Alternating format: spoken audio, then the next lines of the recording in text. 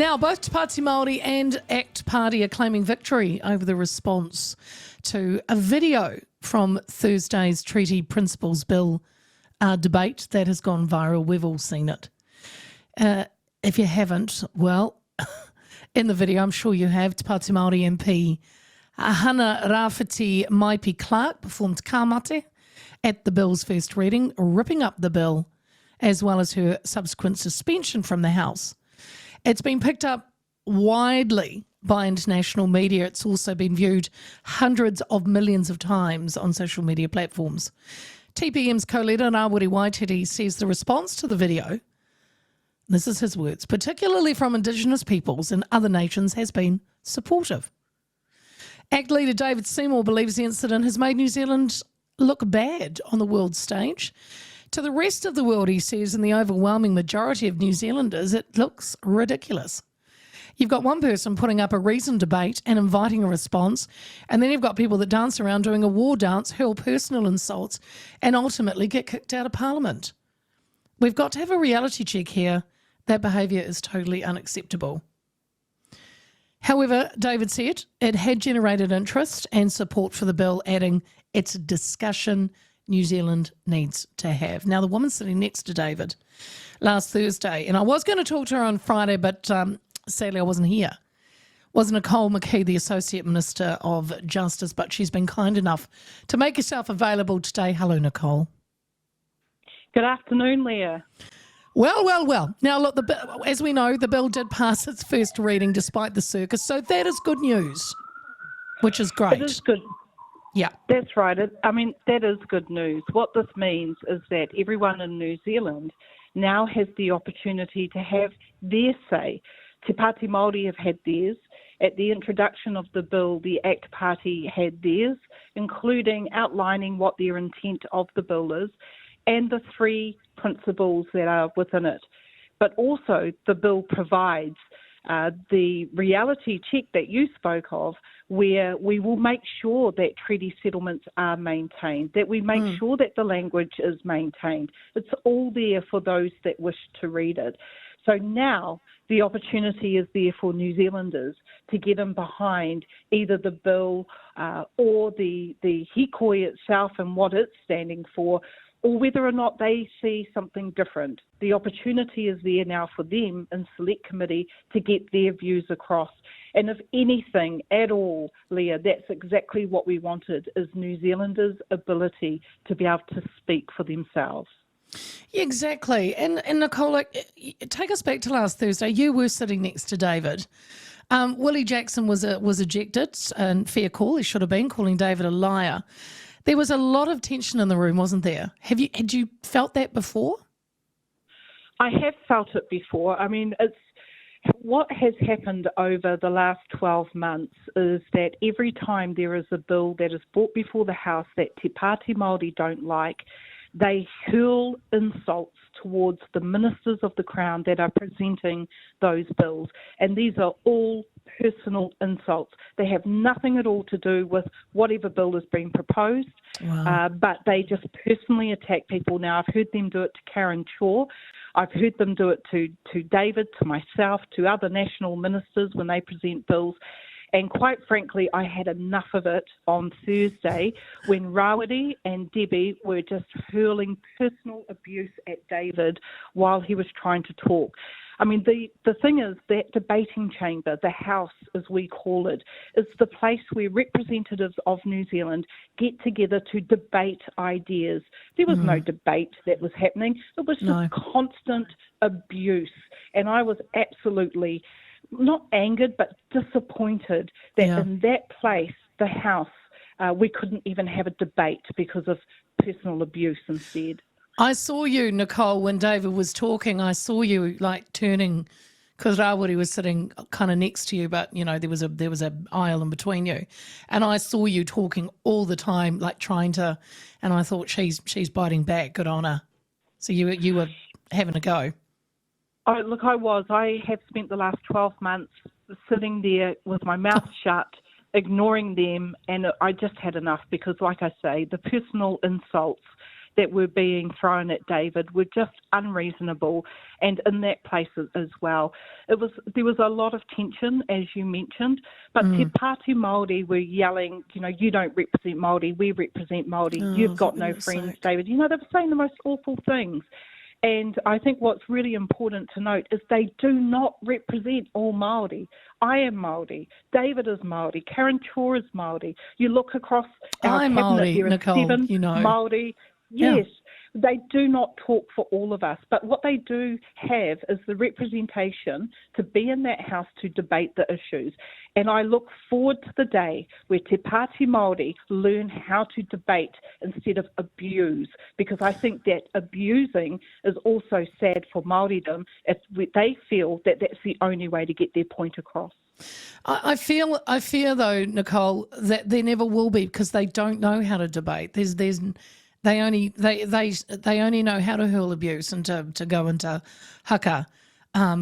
So I don't think we're ever going to get a debate out of them. But I've got a couple of questions. Is it when Debbie Rawiri and Maipi Clark all kicked off and came towards you, David had said afterwards that that was really worse than what, say, Julianne Genter had done to Matt Ducey when she stormed over and slammed some papers down on his desk.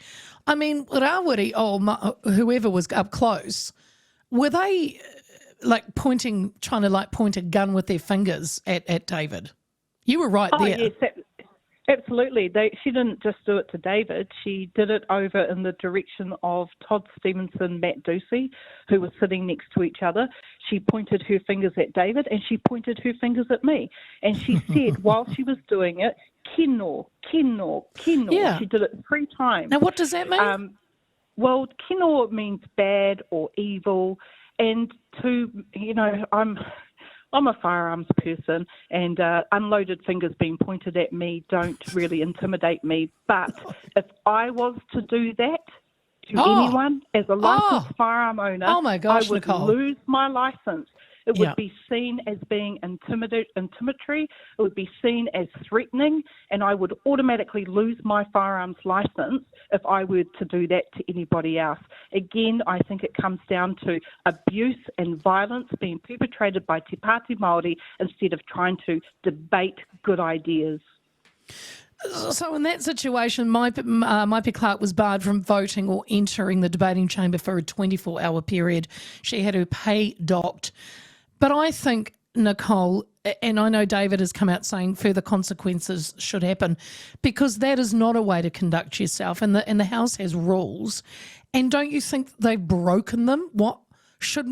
Has Jerry Brownlee lost control? Shouldn't more be done? They have well and truly broken the rules, and I think what they have shown over the last 12 months is that they don't respect the rules of the House or of Parliament or of New Zealand's Constitution at all. And this was made very, very clear in Rawiri Waititi's speech to the bill. He did not argue or debate what was in the bill. He spoke about what he wants to achieve for Te Pāti Māori, and that is a separatist state. He talked about having a separate Parliament for Māori, and then turns around and says, we are the ones being divisive.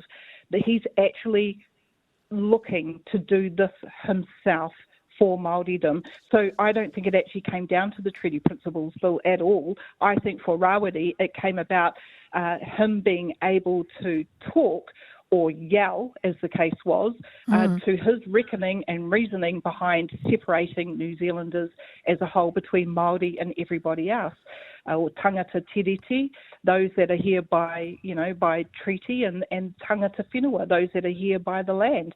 And the reality is, we are moving forward in a multicultural society, and we need to be able to effect the treaty in a modern way, because we have so many unique people here in New Zealand. I am half Māori, I am half Pākehā. I am so damn proud of my Pākehā mother and the things that she did to give me the opportunities which has led me to Parliament. And that should be celebrated along with my Māori history and my Māori side. It's interesting, Nicole. I was on, to the fateful look at social media in the weekend, and it has gone viral, that the video, which I was ashamed of. I felt it was cringy to me. And in that setting, no debate, just acting like that. And all the big networks picked it up, and then the stuff that's people comment on and say, oh, it's so great to see the Indigenous people and colonisation. And I made that fateful mistake, Nicole.